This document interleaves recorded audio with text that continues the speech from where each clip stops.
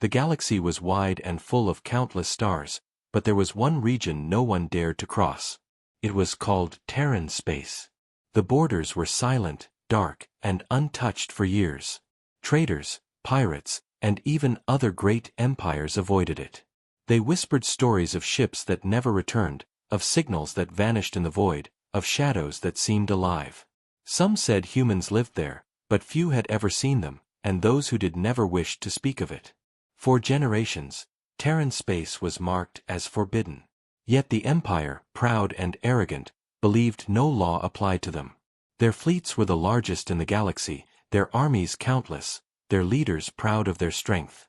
They thought no one could stand against their will. To them, humans were only a small, forgotten race, weak and broken after old wars. They laughed at the warnings. They called Terran space a myth, a story to scare children, nothing more. So the Empire decided to cross the border, not with a scout ship, but with an entire fleet. Hundreds of warships moved together, engines burning bright as they entered the dark edge of Terran territory. From the bridge of the flagship, Grand Admiral Sorek smiled. He saw the silence of space and mistook it for weakness. "The humans hide because they are afraid," he said to his officers. "This is not forbidden space. This is empty space, waiting for the Empire to take it." The younger officers cheered, but the older ones shifted nervously. They had heard the whispers too, and the silence of Terran space did not feel like emptiness. It felt like a warning. The first days passed without incident. The fleet moved deeper, scanners sweeping every system, but they found nothing. No ships, no colonies, not even a signal. Only quiet stars and empty worlds. To the arrogant admiral, this was proof that humans were cowards. But to the crew, the silence was heavier than battle. At night, in the dark halls of the ships, some swore they heard strange echoes. A few engineers reported shadows moving outside the hull, though nothing showed on the monitors. The captain of one destroyer sent a report about strange readings on his sensors, but when command checked, the signal was gone.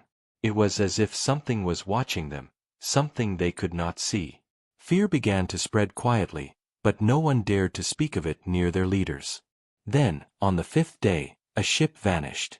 At first, command said it was a navigation error. Perhaps the destroyer's engines failed. Perhaps it jumped too far. But no distress call was sent, and no debris was found. It was simply gone, erased from space. Admiral Sorek dismissed it as incompetence, but the crews whispered in the shadows of their barracks. The myth of Terran hunters returned to their minds.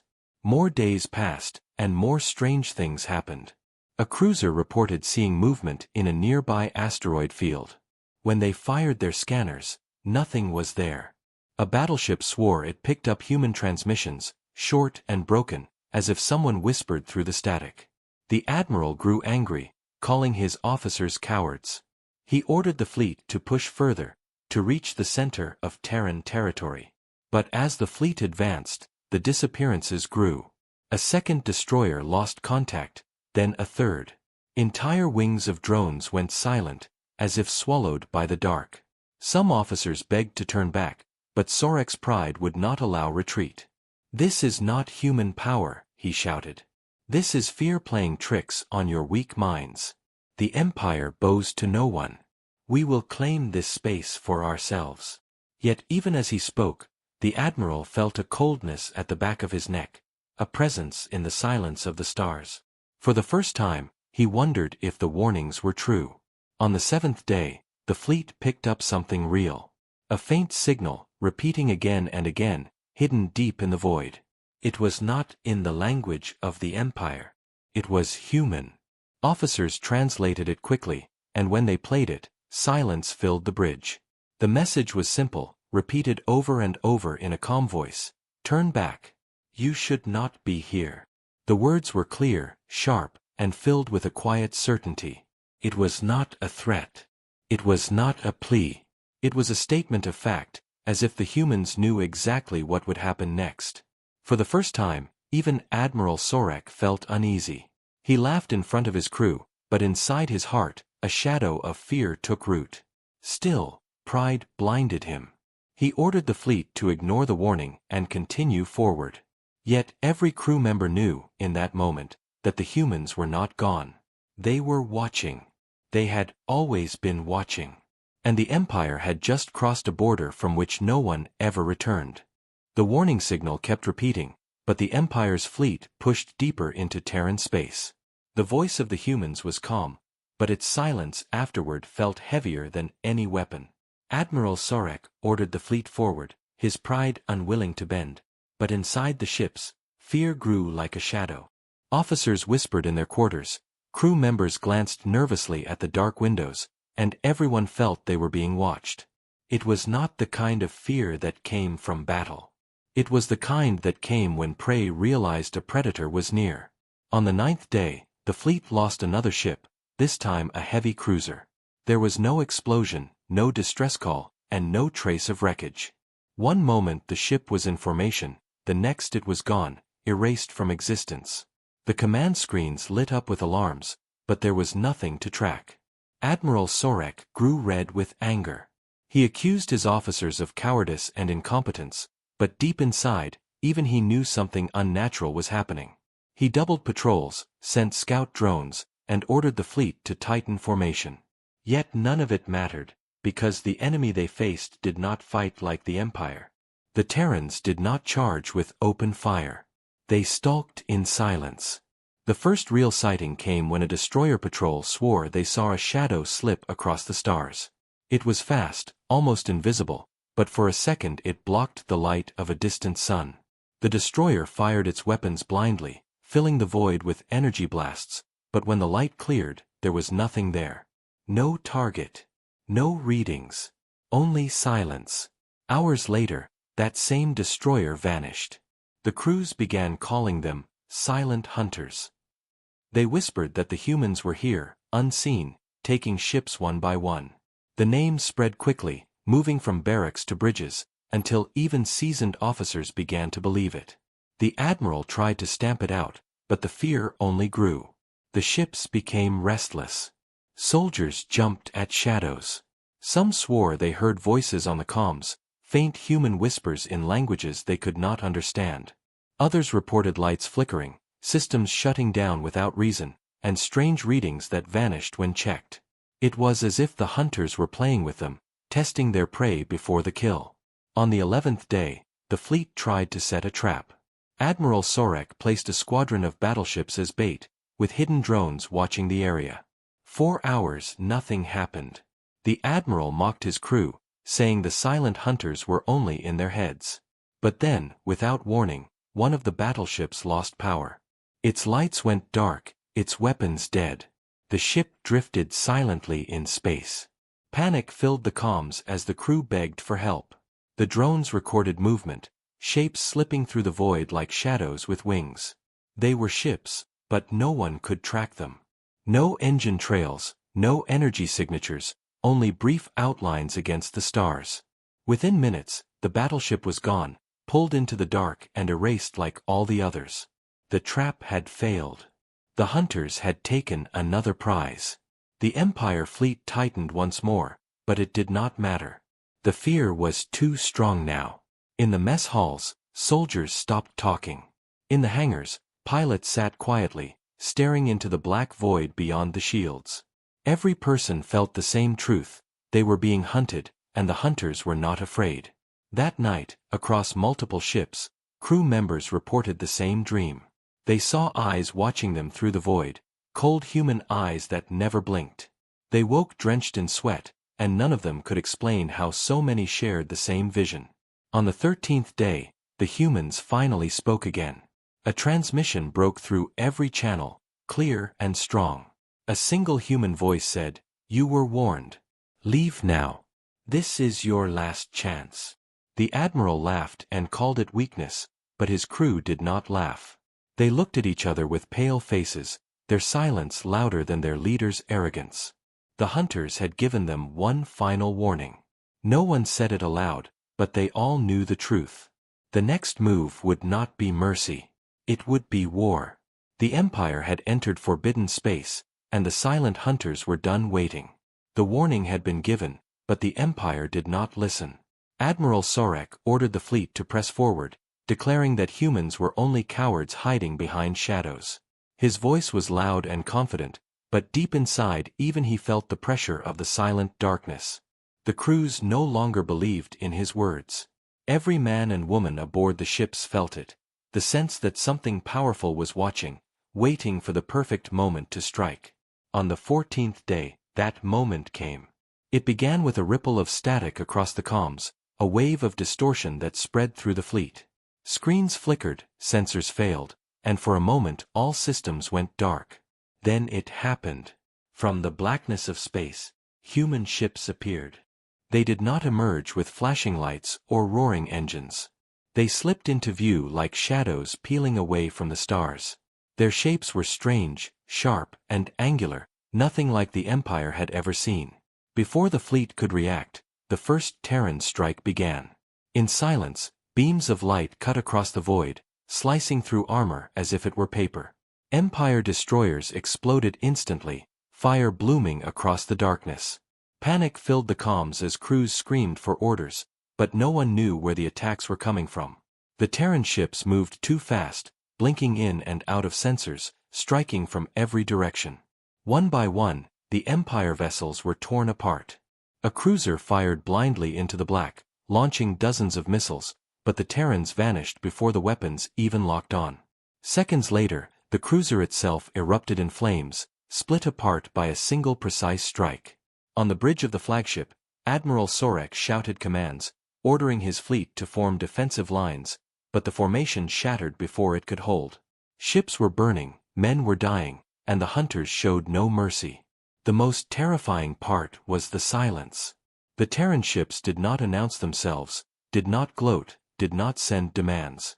They simply struck with perfect precision, dismantling the fleet as if it were nothing more than a training exercise. Officers screamed that they could not track the enemy, that the humans were invisible, but Sorek refused to retreat. His pride would not allow it. He shouted that the Empire could not be defeated, but even his voice cracked with fear as explosions lit up the void around him. In less than an hour, dozens of ships were gone.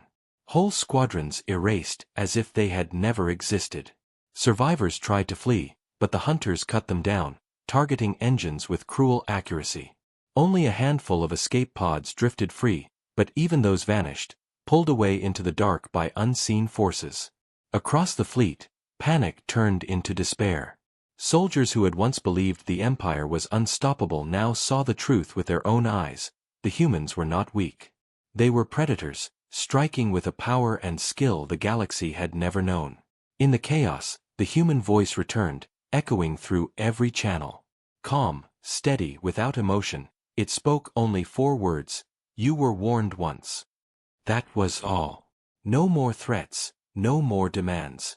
Just a cold reminder that the Empire had chosen this fate. On the 15th day, the survivors gathered near the flagship, what remained of a proud armada now reduced to a broken handful of ships. Smoke filled their halls, crews worked desperately to repair engines, and the silence of the humans pressed down on them like a weight. They knew the hunters were still out there, watching, ready to strike again. Admiral Sorek sat in his command chair, pale and trembling, but still refusing to admit defeat. His pride was greater than his reason, and his arrogance greater than his fear. He declared the battle was not over, that reinforcements would come, that the Empire would return with even greater force. But his words felt empty now. His officers did not cheer. His crew did not believe. They had seen the truth in the fire of their fallen ships. Terran space was not empty. It was a trap, and they had walked into it. And now the hunters had shown their teeth, striking with a force so terrifying that even the strongest empire in the galaxy trembled. The first strike was over, but everyone knew it was only the beginning. The battlefield was quiet after the first strike, but it was not the silence of peace. It was the silence of death. Wreckage floated across the void, burning fragments of once proud Empire warships now reduced to drifting tombs. Survivors clung to damaged vessels, repairing what little they could, but every man and woman knew the truth: they had been broken. Admiral Sorek refused to admit it. He stood tall on the bridge of his flagship, shouting orders, demanding tighter formations, commanding his officers to fight with honor. His voice was filled with anger, but his eyes betrayed the fear he tried to hide. Around him, his crew obeyed, but their hands trembled. They had seen the Terran hunters with their own eyes. They had watched entire squadrons vanish in minutes. And they all knew the humans had not even used their full power yet. On the 16th day, the Terrans spoke again. Across every comm channel, every frequency, and every ship in the fleet, a human voice echoed. Calm, steady, and merciless, it said. Leave now. This is your last warning. The words were not shouted, not filled with rage or hatred. They were spoken with the kind of certainty that comes from absolute power. The crew of every Empire vessel froze. Some whispered prayers, others wept quietly, and many stared into the black windows of space, hoping they would see nothing but stars. On the flagship, officers begged Admiral Sorek to turn back. They said the fleet could not win, that pride was not worth extinction. But Sorek's face burned with fury. He slammed his fist against the command table and shouted that humans were weak, that their silence was only a trick, that the Empire had never retreated and never would. His arrogance blinded him to the truth. He ordered the fleet to push deeper, to strike at the heart of Terran territory, to prove that the Empire was supreme. The ships obeyed, but the hearts of their crews were heavy. The deeper they moved into Terran space, the colder it became, as if the very stars were watching. Strange signals whispered across their systems. Shadows moved along their scanners, here one moment and gone the next. Entire patrols disappeared without sound. Engineers swore they felt vibrations along the hull, as if something crawled just outside in the void. The fear grew unbearable, and discipline began to crumble. On one cruiser, a captain tried to turn his ship back, but before he could escape, a flash of light cut through the darkness and the cruiser was gone, consumed in fire. The message was clear: retreat would not be allowed unless the humans permitted it. Panic spread quietly. Soldiers looked to their officers for comfort, but the officers themselves were pale and silent. None of them could deny it now. They were trapped inside enemy territory, surrounded by hunters who knew every move they made. Then, as if to prove the point, the Terrans revealed their strength again. A single human ship appeared on the edge of the fleet. It was smaller than an Empire battleship, but its design was terrifying, dark, angular, and sharp, like a predator shaped from the void itself. It did not fire. It did not move. It simply hovered there, watching. The Empire ships scrambled into attack formation, weapons charged, but before they could strike, the human vessel vanished. Not by speed, not by stealth, but as if it had never existed at all. Sensors showed nothing. Energy scans showed nothing. Yet every crew member had seen it. Admiral Sorek raged, screaming that it was a trick, but fear had already broken his fleet. His officers whispered behind his back, his crew avoided his gaze, and many now believed they would never leave Terran space alive. The second human message came hours later, colder than the first. Your pride will be your end. Only 6 words, yet they carried more weight than any threat the Empire had ever known. Across the fleet, silence followed. No one spoke, no one moved. They all knew what the words meant. The humans had given them one final chance, and Sorek had thrown it away. Now there would be no mercy. The Terrans had been patient, watching, warning, offering them a way out. But the time for patience was over. The last warning had been given, and everyone felt it in their bones. What came next would be destruction. News of the disaster spread quickly across the Empire, carried by broken transmissions and terrified survivors who escaped in silence. At first the Imperial Senate laughed at the reports, calling them excuses for cowardice, but soon the truth became too large to ignore. Entire fleets had vanished. Dozens of warships were gone. Thousands of soldiers never returned. Terran space had swallowed them whole, and still the humans had not stepped beyond their border. The humiliation was unbearable. The Empire's pride, built over centuries of conquest, now bled under the shadow of a single word: Terrans. The Senate screamed for vengeance. Admirals swore oaths of fire and iron. The Emperor himself declared that the humans would be crushed, that their so-called forbidden space would be wiped from the stars. And so the order was given: the largest fleet in the history of the Empire would gather, a war machine so vast that no power in the galaxy could resist it. Across countless worlds, shipyards worked without rest. Soldiers were called from every colony. Generals promised glory, and priests blessed the armada.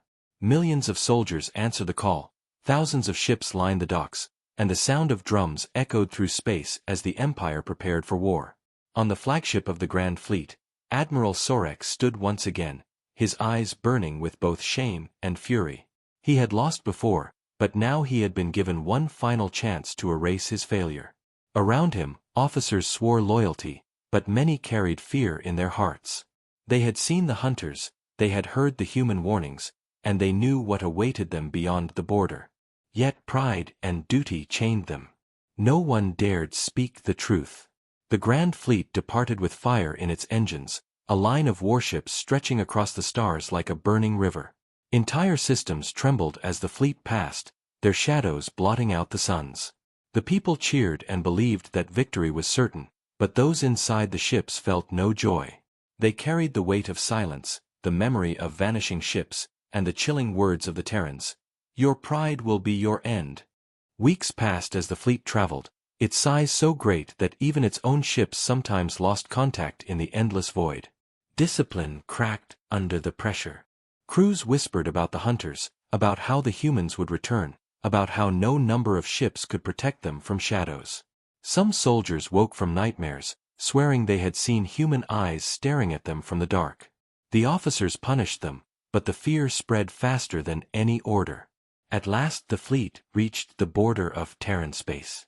The stars ahead seemed darker, colder, as if the void itself warned them to turn back. But Admiral Sorek raised his fist and declared that this time there would be no retreat, no failure, no mercy. Trumpets sounded, drums beat, and the fleet crossed the line. The silence was immediate. No signals, no enemies, no movement. Just the cold quiet of a graveyard. Hours turned into days, and still no sign of the humans. Some began to hope that the Terrans had fled, that they had used all their tricks in the first battle. But deep inside, everyone knew better. The hunters were waiting, patient and unseen, watching as their prey entered the trap. On the fourth day, strange signals returned, faint whispers across the scanners, broken static across the comms. Crews stiffened, officers shouted for calm, but hearts raced with dread. They remembered what came last time. On the fifth day, shadows moved in the distance. Some swore they saw entire human fleets, others swore it was nothing but stars. Confusion spread, but Admiral Sorek pushed forward. He ordered the fleet into attack formations, weapons charged, engines burning bright. This time we will crush them, he shouted. But his words could not erase the truth. They had walked into the darkness once more, and every soldier felt the same terror rising inside. The Empire had struck back with its greatest weapon: numbers, arrogance, and pride. But the humans were not afraid of numbers. They were waiting to answer, and the galaxy would soon learn if even the largest fleet in history could survive the wrath of Terran space. The Empire's greatest fleet had entered Terran space, a sea of warships stretching across the stars, millions of soldiers believing they carried the might of an unstoppable empire, but the silence that greeted them was heavier than any weapon. For days they advanced, their scanners sweeping, their weapons armed, yet nothing appeared. No ships, no colonies, no enemies, only the same endless dark. To Admiral Sorek, it was proof that the Terrans feared them, hiding like rats in their holes, but to the crews it felt like walking into the jaws of a beast that had not yet closed its mouth. The fear grew stronger with every hour, and then at last the humans answered. It began not with a battle cry, but with the stars themselves changing. One by one, lights appeared in the void, massive shapes rising from the dark, so vast that even the Empire's colossal battleships looked like toys beside them. They were Terran war machines, built in secret, silent guardians that had slept in the void, waiting for the moment to awaken. Their size was beyond anything the Empire had ever imagined, miles-long fortresses of black steel with weapons glowing like suns. The crews of the Empire stared in horror as the scanners screamed warnings, entire readings filled with power levels far beyond their comprehension. Then the first Terran ship moved. It did not lurch or stumble. It glided forward with terrifying grace, and when it fired, a beam of light cut through space like the finger of a god. An Empire dreadnought, a vessel that had taken 10 years to build, was torn apart in seconds, its hull ripped open as if made of glass. The explosion shook the fleet, and panic spread across the comms. Officers shouted for formations, soldiers screamed for orders, but the hunters needed none. The Terran fleet moved as one, striking with precision, every shot finding its target, every move perfectly timed. The Empire responded with fury, unleashing torrents of missiles, lasers and plasma fire, the combined power of thousands of ships blazing like a second sun, but it did not matter. The Terrans were already gone, vanishing from sensors, reappearing in unexpected places, striking from behind, above, and below. Empire ships fired at shadows, their weapons cutting only empty space, while their hulls burned from invisible blows. The humans were not just fighting, they were predicting.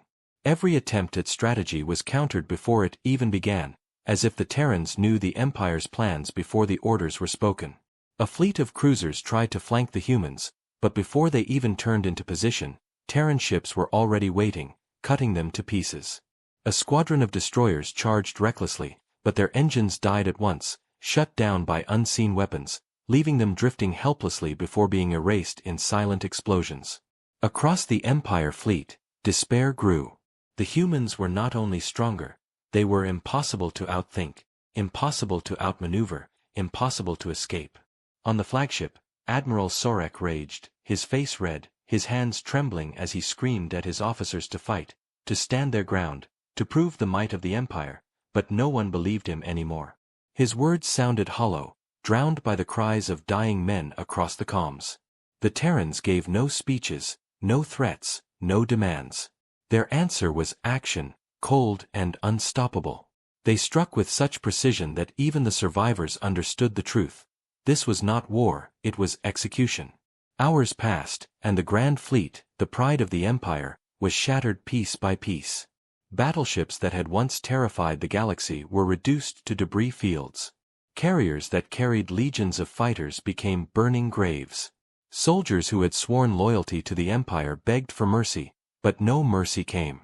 The Terrans showed themselves only through destruction, an answer written in fire across the stars. By the end of the day, the once endless river of Empire warships had been reduced to scattered survivors, broken and fleeing into the void. And still the humans did not chase. They remained silent, their colossal war machines hovering in the dark, watching. The message was clear. Terran space was forbidden. It would remain forbidden forever.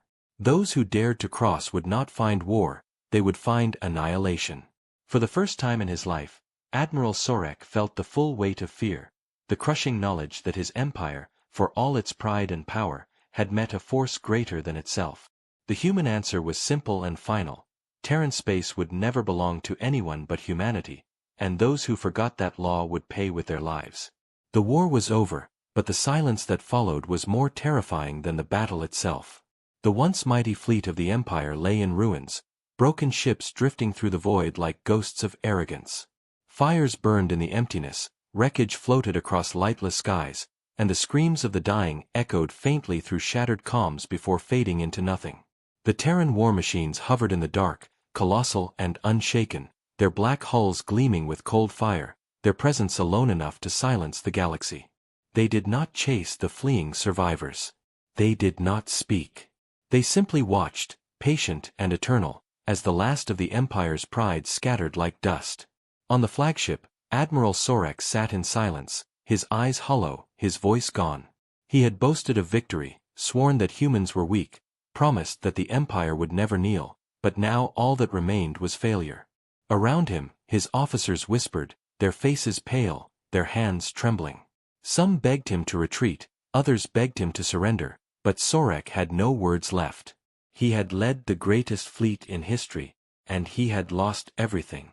Pride had blinded him, arrogance had guided him, and now the galaxy would remember his name not as a conqueror but as the fool who awakened the wrath of Terran space. Across the Empire, the news spread.